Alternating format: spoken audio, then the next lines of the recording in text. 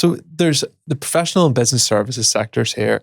There's a report published on AI last week about we need policy, we need a strategy for Northern Ireland around that.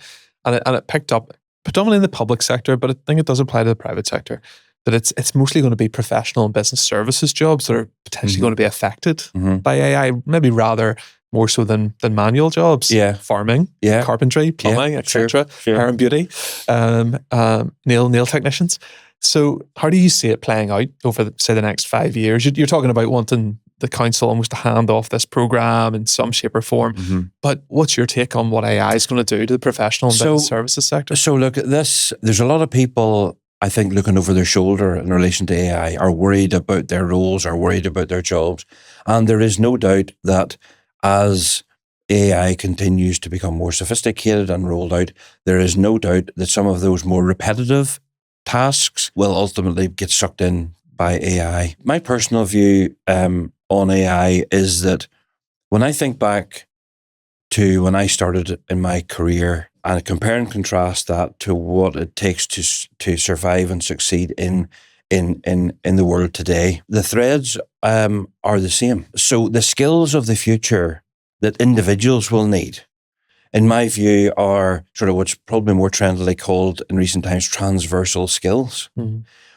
So whether there's AI or whether there isn't AI, and the pace at which AI will dictate itself, but to me, an ability to communicate, work as part of a team, collaborate, present yourself, problem solve, those are the skills that were as needed 25 years ago, 30 years, as they are today. So AI will absolutely disrupt some of our roles within professional and business services, but it needs to be programmed. It needs to be educated. There still will be a big human interaction required. And the skills that will be required are the ones that I think I've just talked about. And in a way, those are the golden threads, Richard, that existed many, and people get all fixated on things, which I think is fair. But I think, like I was in a conversation last week with a lady from the pharma sector who now wants to get into the banking world through circumstance. She really wants to get into, and the conversation I was having, and her starting position with me was, I know nothing about banking. Now this is someone with 25 years pharma experience. And the conversation I was having was, right, well, let's park the experience point. Tell me what your skills are. Let's have a skills conversation.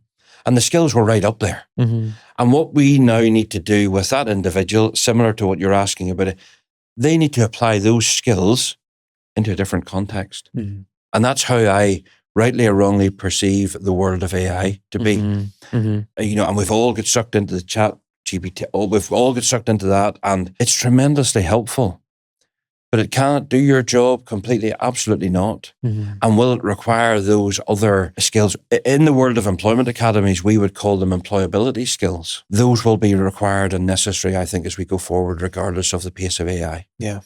Interesting that it was in the context of AI that you mentioned about that lady moving from pharma to banking. But I think that's an interesting skills point, is that she wasn't able to see that to be in banking, you actually she could be in banking with all those skills that she has. This person spoke to me about their deep research knowledge, their research skills, their attention to detail. It was a very easy conversation for me, Richard, because I'm thinking, and I know a little bit about the banking world, enough to think that those sorts of skills are going to be in high demand.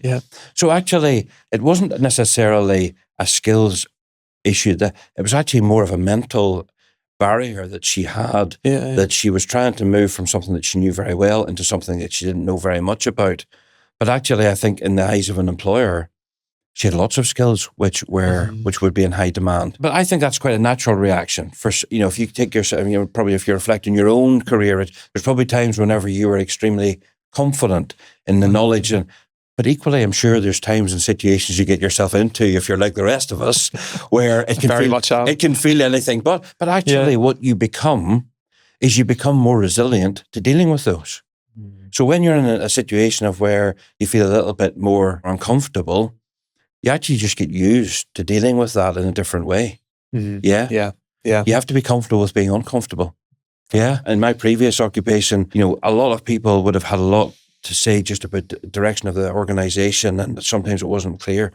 You had to become comfortable with ambiguity. There had to be a level of, there's always a level of, and we're living in a complex world where things don't work in straight lines, and that can be uncomfortable for people. Yeah. You mentioned earlier that your dad is a farmer, and a couple of weeks ago you told me you were taking a week off to go and lamb. So tell me a bit about the skills that are there and what you're doing. So look, my father, as I say, he started off from modest beginnings. He acquired quite a lot of land over his lifetime, and we built our home on one of the farms that he purchased during his time. So that's where we built our home, and that's where I would keep a few animals as well. So lambing time can be a busy time. We and this year we were blessed with the weather. The weather was a godsend, I guess, and certainly very different from previous years that we've had. But I can't help but take this back to the conversation, part of the conversation we've just had around what one needs to have about them in order to get through that period. So you're working as part of a team. You're working as part of a team to get to a destination, which is usually a time-bound one. You're normally trying to get through for what can feel like 3 to 4 weeks of purgatory, to be perfectly honest. But you're working with others, and you're communicating with them all the time, and you do have your ups and downs in that, but you share your successes when you get them, and you recognise those. And whilst the contrast from my office-based role to what I do at home can seem worlds apart, there are many parallels. And the skills that I learned whenever I was a kid, are still the things that you need to succeed, as I've said already, and across a range of occupations. So listen, it's a great contrast. And I've seen, like in my previous role, coming home from maybe being in Europe or further afield and being absolutely exhausted and driving, through the hills to get to the coast. And when you see the sea in front of you, it's like 8 hours sleep to you, to be perfectly honest. Your eyes brighten up and you just get that extra burst of energy. Now that's what works for me. That wouldn't necessarily work for everyone, but that contrast is very healthy for me. And it's also a good family environment, an environment for bringing up children, I think. And it gets them out of the house and keeps them active. So I remember whenever I went to London at the start and I was chatting to colleagues about, weekends and evenings, and they thought I was absolutely crackers. I was chatting to people who had yachts and Bentleys and Jaguars, and I hardly much more than knew what those things were at that stage. And I was going out in the evenings and getting mucked in up to the elbows, getting work done around the farm. So that worked for me, Richard. That worked for me. Yeah, as I say, I think the skills that are important to succeed in that world are similar to what we're trying to do. Yeah. At the end of the day, in people, I think what we're trying to build is a wee bit of resilience as well, because we all have our knocks, we all have our ups and downs, we all have our disappointments, either personally or professionally, and we're trying to build in people. So I would have people, for example, who, despite us explaining to them what's involved in our academies, who would come to me after a week or something and say,